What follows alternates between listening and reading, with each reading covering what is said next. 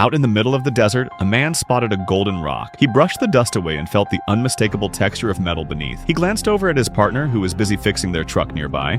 After a moment's hesitation, he yelled for his partner to come over. His partner came over, took one look, whipped out a blowtorch, and started heating the rock. It didn't take long before the surface began to melt, but the color remained a brilliant, shimmering gold. Now they were sure. This was an incredibly rare, massive gold nugget, the kind prospectors dream about. The largest nugget ever found, discovered in Brazil, was worth billions. But this thing, they dug a pit 10 feet wide around it and still couldn't get it loose. Even working together, the two strong men couldn't budge it. They tried tying ropes to it, hitching them to the truck. The ropes snapped twice, but the gold didn't move an inch. Digging down another couple of feet, they made a staggering discovery. This wasn't just a nugget. It was the tip of an unfathomably large deposit, practically a mountain of gold. All they could do was stare, overwhelmed. With darkness approaching, they quickly gathered some dry brush and built a campfire. The thought of the literal gold mountain sitting right there made them giddy with excitement. But the crucial question remained: how were they going to get it out? His partner laid it out. One of them had to go back to town for heavy equipment, like an excavator, while the other stayed to guard their find. The partner argued that he had more desert experience and should be the one to stay. But staring at that fortune, the man didn't trust his partner anymore. He insisted he would be the one staying behind. So, the partner prepared the truck for the trip back to town. Knowing it would take at least 4 days round trip, he left the man with just enough food and water for that duration. Before driving off, the partner reminded him sternly not to let anyone else find the spot. He promised he'd be back with an excavator as fast as possible. He also left behind a satellite phone so they could stay in touch. Then he drove off. The man watching had no idea this might all be part of his partner's scheme. The man watched until the truck was a speck in the distance. Only then, certain his partner was truly gone, did he carefully rebury the exposed gold. Nearby, he set up a makeshift shelter. To test if his partner had perhaps sabotaged the phone, he dialed a number. Hearing the automated operator voice on the other end